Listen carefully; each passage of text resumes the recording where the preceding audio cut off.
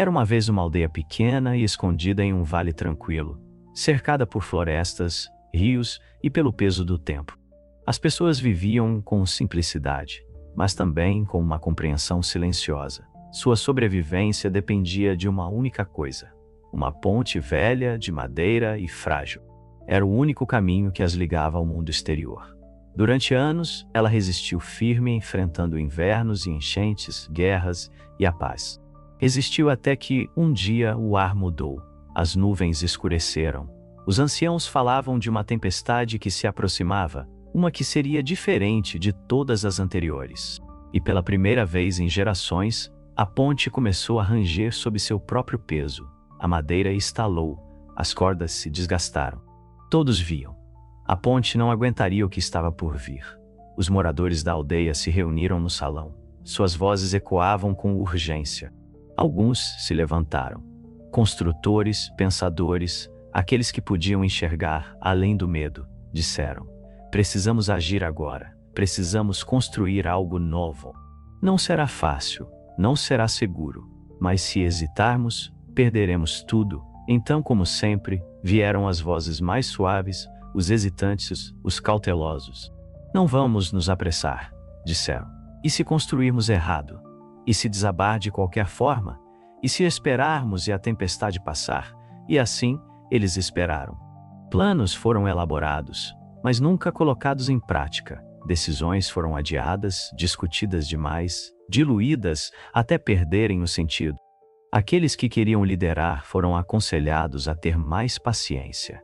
Os que queriam agir foram avisados sobre os riscos. Os fortes foram lentamente silenciados pelo peso da dúvida. Quando a tempestade finalmente chegou, ela rasgou o vale como um grito. E como previsto, a ponte quebrou. A madeira estilhaçada desceu rio abaixo. O caminho para a segurança foi perdido. Ninguém podia sair. Os suprimentos acabaram. O silêncio tomou conta da aldeia. Não o silêncio da paz, mas o silêncio do arrependimento. E aqueles que clamaram por paciência, que pediram cautela, agora diziam com olhos tristes: só queríamos proteger a todos. Tínhamos boas intenções, mas ter boas intenções não reconstruiu a ponte, e a cautela, o medo, a hesitação não salvaram vidas, acabaram com elas. Foi assim que aconteceu. A fraqueza não vence através da guerra ou da traição, mas pela quietude, pela hesitação que sufoca a ação, pelo medo que se disfarça de sabedoria, por pessoas que não dizem: eu não posso, mas sim, você não deveria. Nietzsche compreendia isso e o desprezava, não porque odiava os frágeis, mas porque via o que acontece quando os frágeis ditam o que é permitido. Quando aqueles que têm medo de agir começam a controlar os que desejam agir. Para ele, a fraqueza não era apenas a falta de força. Era uma força que se ocultava atrás da moralidade, da virtude, da compaixão, e usava essas máscaras para arrastar para baixo tudo o que ousava se elevar. Aquela aldeia nunca se recuperou, e de muitas formas, ainda estamos vivendo lá, observando pontes apodrecerem, ouvindo vozes hesitantes esperando. E talvez essa seja a parte que ninguém quer admitir. Com que frequência ouvimos as vozes mais fracas, não porque sejam sábias, mas porque falam de forma suave o suficiente para nos fazer sentir seguros. Porque a hesitação parece mais fácil do que a coragem. Porque é mais confortável dizer: vamos esperar, do que vamos liderar. Mas Friedrich Nietzsche não acreditava no conforto. Ele não era um filósofo acolhedor. Era uma tempestade, um vento violento que rasgava a ilusão. Uma voz que se recusava a suavizar-se em nome da bondade. Em um mundo cada vez mais dominado pela cautela, pelos compromissos e pela moralidade coletiva, ele se tornou uma ameaça, não porque odiava as pessoas, mas porque via no que estavam se transformando. Viveu a maior parte da sua vida em dor, cronicamente doente, isolado e incompreendido. Perdeu seu pai cedo, perdeu sua fé ainda mais cedo, e eventualmente perdeu totalmente a sanidade. Mas antes do colapso, veio o fogo. Seus pensamentos queimaram todas as ideias sagradas da época: religião, ética, democracia, pena, Ele via através de todas elas. Acreditava que havíamos construído um mundo não sobre a verdade, mas sobre desculpas. Um mundo onde aqueles que não conseguiam se elevar encontravam maneiras de puxar os outros para baixo. Ele não odiava a fraqueza do corpo. Não via os doentes, os quebrados ou os pobres com desprezo. O que odiava, o que realmente o enfurecia, era a fraqueza que fingia ser moral, que usava a máscara da bondade enquanto envenenava tudo ao seu redor. Ele acreditava que a maioria das pessoas não ama realmente a verdade. Amam o conforto, amam a afirmação. Amam ouvir que seus limites são virtudes, que seus medos são sabedoria e que sua falta de vontade é, de algum modo, nobre. Assim, eles se agarram a ideias que os protegem da aterrorizante responsabilidade do crescimento. Inventam valores que punem o poder, envergonham o sucesso e santificam o sofrimento. Ele chamou isso de moralidade escrava. Um sistema nascido não da coragem, mas do ressentimento, não da visão, mas da inveja. E pior de tudo, funcionou. Ele escreveu certa vez: aquele que despreza a si mesmo ainda se respeita como alguém que despreza. Em outras palavras, quem tem muito medo de lutar ainda precisa se sentir poderoso. Assim, em vez de se elevar, destrói; em vez de construir, condena; em vez de liderar, julga. Ele viu isso não apenas como um defeito psicológico, mas como um perigo espiritual, algo capaz de derrubar civilizações de dentro para fora. Porque, quando a fraqueza se torna a lei moral, a força deixa de ser um ideal a ser desejado. Passa a ser algo pelo qual se deve pedir desculpas. Compreender a natureza é entrar numa mente que nunca desviou o olhar da dor, que se recusou a mentir para si mesma, mesmo quando a verdade era insuportável. Ele se opôs à suave decadência do mundo moderno não por crueldade, mas porque acreditava que caminhávamos sonâmbulos rumo à mediocridade, à uniformidade, a uma vida onde ninguém se atrevia a ser mais do que lhe diziam que poderia ser. E fez uma pergunta simples e brutal: e se tudo o que chamamos de virtude for apenas medo disfarçado? Fomos ensinados que as vítimas são sagradas, que aqueles que sofrem merecem não apenas compaixão, mas admiração. Não protegemos apenas os feridos, os exaltamos. Celebramos a fragilidade. Presumimos que a dor deve significar verdade, que os quebrados enxergam algo que o resto de nós não percebeu, mas ele via algo diferente. Ele viu como a figura da vítima, uma vez armada, torna-se um escudo contra a crítica e uma espada contra a grandeza. Ele viu como começamos a tratar a fraqueza como sabedoria e o ressentimento como clareza moral. Começa pequeno. Um comentário no trabalho, uma piada feita por alguém que se intitula realista. Você menciona uma ideia nova, um plano audacioso, um objetivo que está perseguindo, e eles sorriem de lado. Isso é meio demais, não acha? Não seja uma dessas pessoas. Chamam isso de humildade, mas, se olhar de perto, verá a lâmina por trás das palavras. Não é cautela, não é preocupação, é inveja, disfarçada de virtude. Eles não elogiam a humanidade porque a valorizam. Elogiam porque não conseguem competir com sua confiança e, por isso, tentam diminuí-la. Esta é a mentira da boa vítima. Diz que o sofrimento é prova de bondade, que aqueles que foram feridos são automaticamente sábios, que aqueles que perdem nunca estiveram realmente tentando vencer. E pior de tudo, sugere que a força é suspeita, que a ambição é arrogância, que a confiança é crueldade. Nietzsche odiava essa mentira porque ela era tão sedutora, tão educada. Não gritava, sussurrava, não destruía pela força, corroía por dentro. Com o tempo, fez com que culturas inteiras se sentissem culpadas por querer mais. Há uma citação dele que corta fundo. Chamar algo de maligno é, muitas vezes, apenas o clamor dos derrotados. Esse é o coração dessa ilusão. Quando as pessoas fracassam, quando não alcançam suas metas, quando se sentem pequenas, podem seguir dois caminhos. Podem admitir isso, sentir a dor, aprender com a experiência e crescer, ou podem mudar as regras. Podem chamar aquilo que não conseguiram alcançar de mal. E de repente, seu fracasso se torna uma espécie de retidão.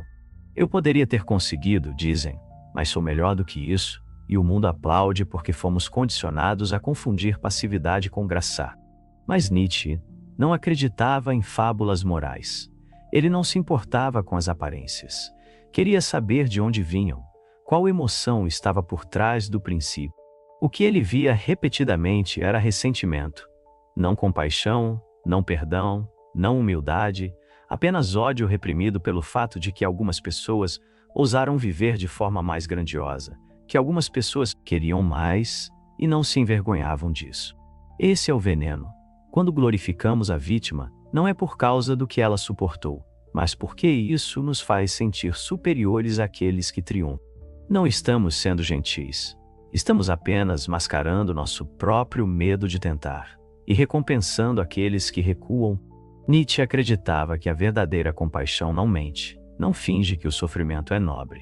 Enfrenta a dor honestamente e ajuda as pessoas a se erguerem, não a permanecerem ali. A vítima merece ajuda, não um trono. E os fortes não merecem ser envergonhados apenas por terem a vontade de se manter em pé.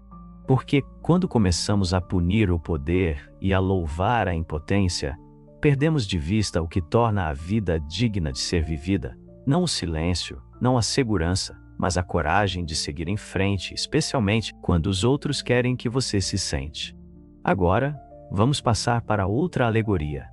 Havia uma vez uma cidade construída à beira de uma grande montanha. Não tinha governantes, nem reis, apenas desafios. A cada ano, os cidadãos enfrentavam um teste brutal. Eles escalavam a montanha e apenas aqueles que chegavam ao pico tinham voz no conselho. Era difícil, sim, mas era justo. As mentes mais fortes, as almas mais determinadas, as pessoas que haviam superado seu próprio medo, decidiam o destino da cidade. Por gerações, ela prosperou. Não era perfeita, mas estava viva, era real. Então algo mudou. Em um ano, um homem tentou escalar e fracassou. Ele ficou amargurado. Disse que o teste era injusto, que nem todos nasceram para escalar, que a montanha estava manipulada, que as regras eram ultrapassadas. No começo as pessoas o ignoraram, mas ele não desistiu. Reuniu outros que tinham falhado e juntos criaram uma história diferente. Diziam que os escaladores não eram nobres. Eram egoístas, arrogantes, privilegiados. Aos poucos, convenceram o resto da cidade de que o pico não significava sabedoria, significava opressão. O conselho foi desfeito, os testes foram encerrados, a montanha passou a se chamar Muralha da Tirania e o povo comemorou. Aplaudiram o fim da desigualdade, mas o que não perceberam foi que a cidade começou a definhar. Ninguém liderava, ninguém ousava, e no lugar do orgulho e do esforço, vieram regras de conforto, leis de segurança, uma nova moralidade.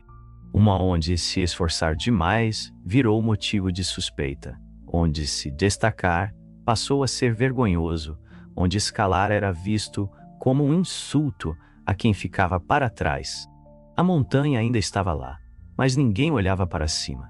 Isso, eu diria, é a moralidade do escravo. Ele acreditava que quando os sem poder não conseguem alcançar o topo, reescrevem o significado do poder. Não atacam a força diretamente. Em vez disso, a redefinem como mal. A ambição vira ganância, a confiança se torna vaidade, o orgulho passa a ser pecado, e a obediência, a submissão, o silêncio, transformam-se em virtudes. Não porque sejam nobres, mas porque protegem os fracos de encararem sua própria pequenez. Eles nivelam o campo moral, não escalando, mas queimando o pico. A natureza deixa essa divisão clara. Existe a moralidade do mestre e existe a moralidade do escravo. A moralidade do mestre nasce da força.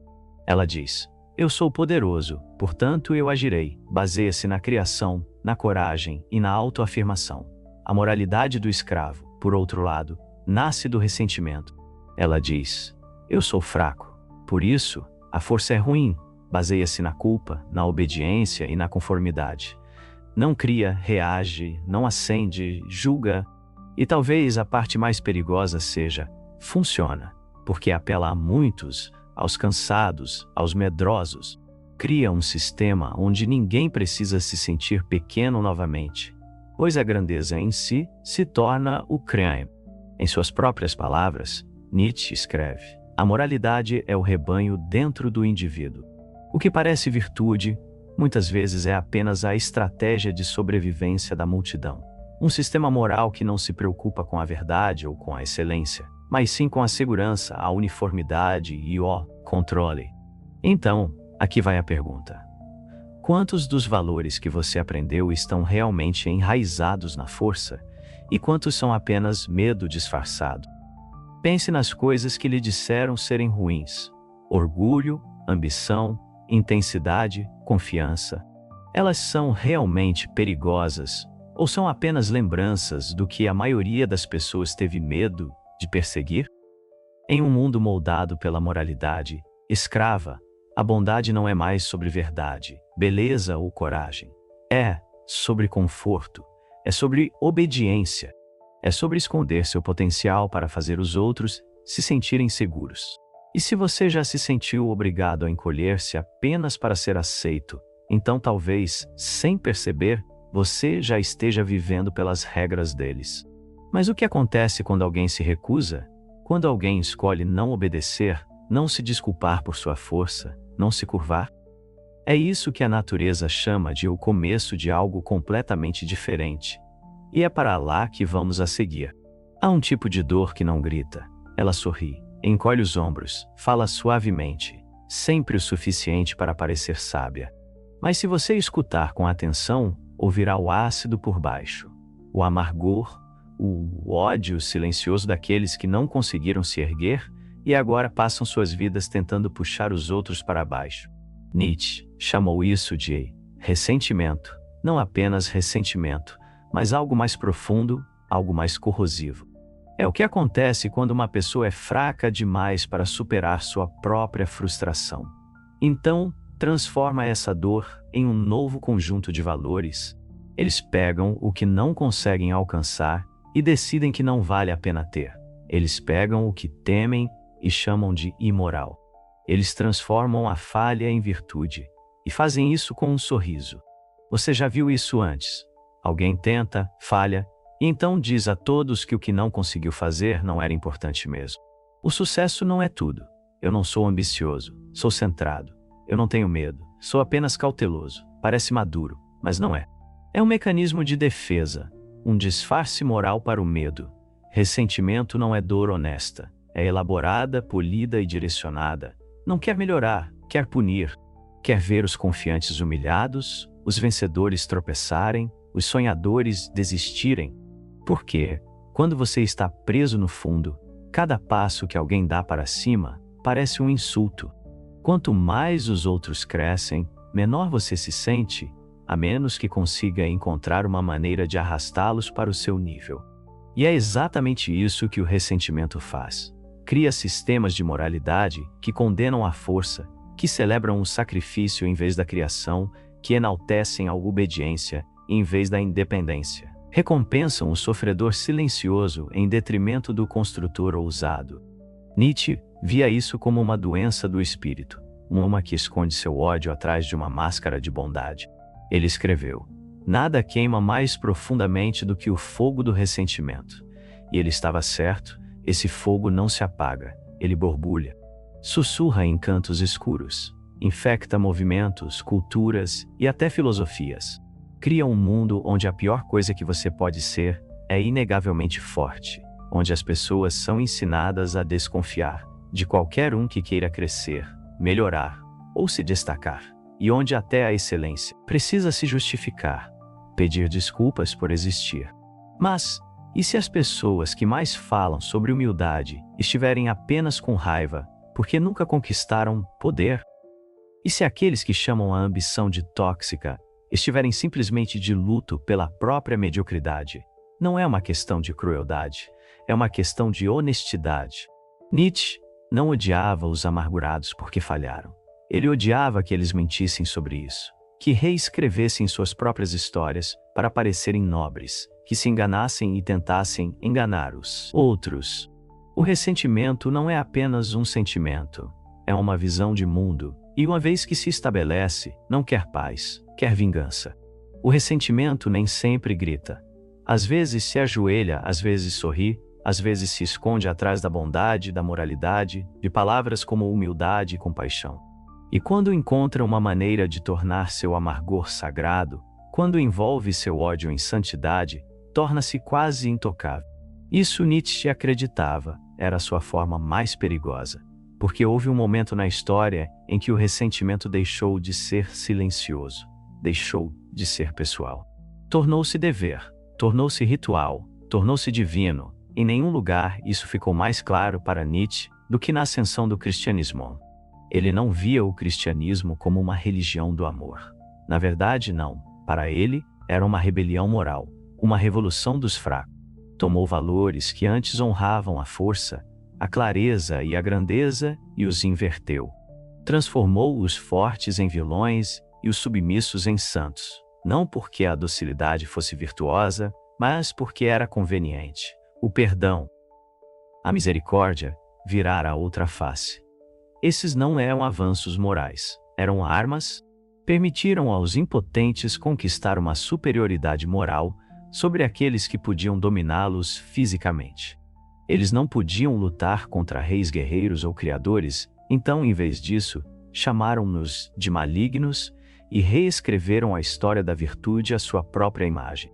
Nietzsche via os primeiros cristãos, não como almas pacíficas, mas como revolucionários astutos, movidos pelo ressentimento.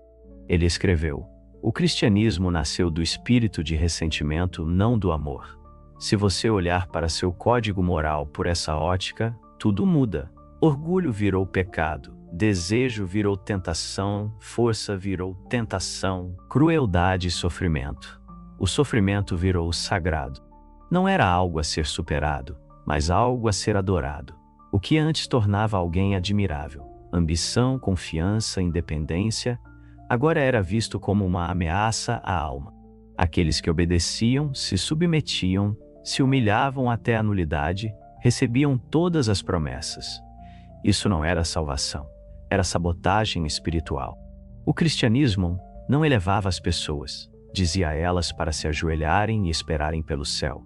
Não ensinava a se tornarem melhores, ensinava a se sentirem culpadas por estarem vivas. Transformava a vida em um fardo e a chamava de sagrada. Mas a parte realmente assustadora funciona. Moldou civilizações inteiras, construiu impérios, não com espadas, mas com culpa. Para Nietzsche, isso não era progresso, era decadência. Porque se o futuro pertence aos obedientes, aos apologéticos, aos envergonhados, então o espírito humano já está de joelhos. Quando a fraqueza se torna sagrada, não precisa se tornar mais forte, só precisa ser protegida. E uma vez que o sofrimento é visto como uma forma de superioridade moral, surge uma pergunta perigosa. O que acontece quando as pessoas começam a usar sua dor como escudo? Nietzsche temia isso profundamente porque, após a ascensão da moralidade escrava e a santificação da docilidade através do cristianismo, veio algo ainda mais corrosivo: a piedade. Não a verdadeira compaixão, não a força que se estende para levantar alguém, mas algo diferente, algo manipulador. A piedade como performance, como poder. Todos nós já vimos isso. A pessoa que ataca, critica ou provoca, e então, no momento em que é desafiada, desaba em fragilidade. Não sejam duros comigo. Eu também sofri demais. Eu não queria ofender. Estou lidando com tanta coisa agora. Eles mudam o discurso, transferindo a culpa. Usam sua dor como uma armadura, não para se curar, mas para te desarmar. Nietzsche via isso como uma forma de chantagem moral, uma tática. Ele compreendia que a piedade pode paralisar. Quando alguém reivindica superioridade moral, ao parecer quebrado, quem quer que questione essa pessoa parece cruel. E assim, eles ganham poder não ao se elevar, mas ao desabar da maneira certa, no momento certo. Ele escreveu: a piedade é o veneno mais perigoso. Infecta a alma e mata a força. porque não apenas enfraquece quem a recebe, também enfraquece quem a dá. Ela impede a ação, mata a clareza, substitui a verdade pela emoção e a responsabilidade pela indulgência. A natureza não desprezava a empatia. O que ele temia era a piedade usada como controle.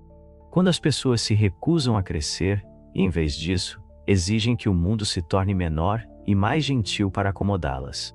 Quando cada desafio é rotulado como violência, quando cada padrão se transforma em opressão, quando paramos de exigir que as pessoas se levantem e começamos a pedir desculpas por termos esperado algo delas. Em um mundo dominado pela piedade, você não pode ser forte, não tem permissão para falar com clareza, nem pode dizer a verdade porque a verdade pode ferir os sentimentos de alguém. E se isso acontecer, você é o vilão, mas a verdadeira compaixão não tem medo da dor. A verdadeira força não foge, ela constrói, levanta, exige algo mais. A natureza queria um mundo onde as pessoas enfrentassem seu sofrimento, se erguessem e o transformassem em combustível, não em moeda. Porque no momento em que recompensamos a impotência, começamos a punir o potencial. E quanto mais glorificamos os frágeis, mais frágeis todos nós nos tornamos. Após destruir tudo, moralidade e religião, piedade, obediência, a natureza muitas vezes é vista como uma destruidora, uma nihilista, alguém que queria queimar o mundo e não deixasse nada para trás. Mas essa não é a imagem completa, porque sob o fogo havia algo mais, uma visão, um desafio, uma espécie de redenção. Para Nietzsche, essa redenção tinha apenas um nome: autossuperação. Se havia alguma virtude em que Nietzsche acreditava, não era bondade, fé ou até justiça, era a capacidade de transformar dor em poder. Olhar para o sofrimento, decepção e frustração, e em vez de desabar, usar isso como combustível. Para ele, os fortes não eram os que dominavam os outros, eram os que dominavam a si mesmos, dominaram seus instintos, enfrentaram seus medos e criaram significado de dentro para fora. Não pediram permissão ao mundo, não imploraram por validação. Caminharam sozinhos e construíram seus próprios valores enquanto avançavam. Isso, para Nietzsche, era o mais alto ato da existência humana. Não a submissão a uma verdade externa, mas a criação de uma interna. Isso é o que ele chamou de Übermensch, muitas vezes mal interpretado como um ditador, um guerreiro, um tirano. Na visão de Nietzsche, o Übermensch não é alguém que controla o mundo. É alguém que não precisa mais ser controlado por ele. Ele não está acima dos outros, está além da comparação. Ele é um criador, não de leis ou impérios, mas de significado da própria vida. Nietzsche escreveu: "Torne-se quem você é". É uma de suas frases mais simples e, ao mesmo tempo, uma das mais difíceis, porque tornar-se quem você é significa descartar todas as mentiras que você aprendeu a acreditar, toda moral que você nunca questionou, todo medo que você disfarçou de princípio. Significa enfrentar seu caos, suas contradições, seus desejos e não pedir desculpas por isso.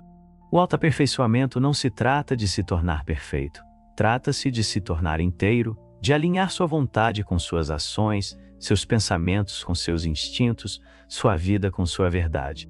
Não é paz, é tensão, mas é real. E Nietzsche acreditava que sem isso, caímos em decadência.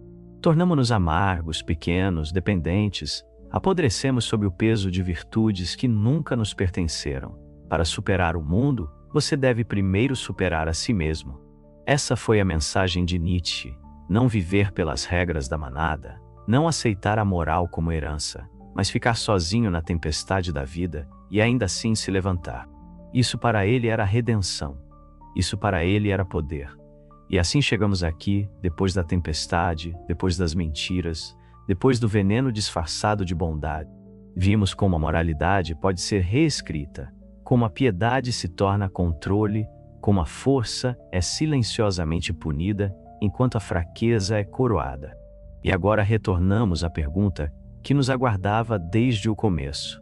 Você pode confiar nos fracos? Não nos fisicamente frágeis, não nos vulneráveis, em momentos de verdadeira necessidade, mas nos fracos de espírito.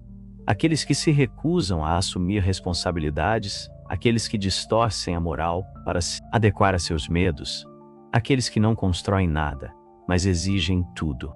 Você pode confiar em alguém que nem mesmo se levanta por si próprio para lutar por você? Nietzsche não levantou essa questão por crueldade. Ele não estava interessado em zombar daqueles que lutavam. O que o aterrorizava não era a fragilidade. Era o momento em que a fragilidade ganha poder. Quando a vitimização se torna uma coroa, quando a culpa substitui a verdade, quando a covardia se intitula moralidade e é aceita. Porque nesse mundo, os fortes não são apenas questionados, são condenados.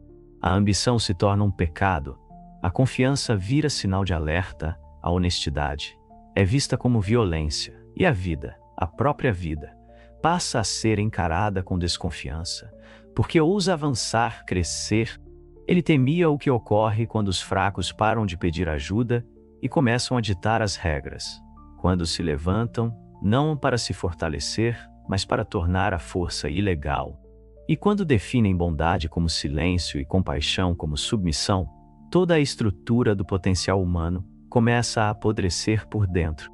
Nietzsche acreditava que a verdade não é frágil, mas a sociedade pode ser, a cultura pode ser. E se os que mais temem a verdade assumem o controle, é a verdade que morrerá primeiro. Ele escreveu repetidamente não apenas sobre ideias, mas sobre decadência, decadência espiritual, decadência cultural, o colapso lento que não vem pelo fogo, mas pelos sussurros. Então, vamos perguntar novamente, de forma mais honesta desta vez. Você já confiou de verdade em alguém que é fraco?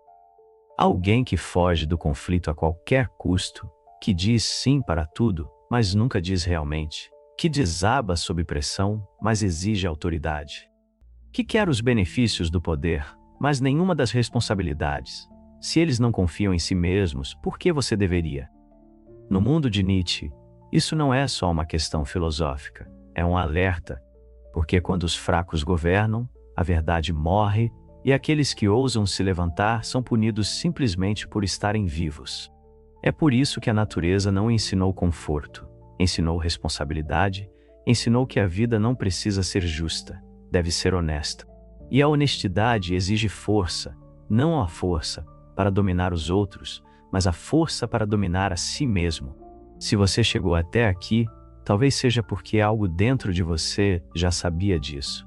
Talvez você tenha sentido o peso dessas mentiras.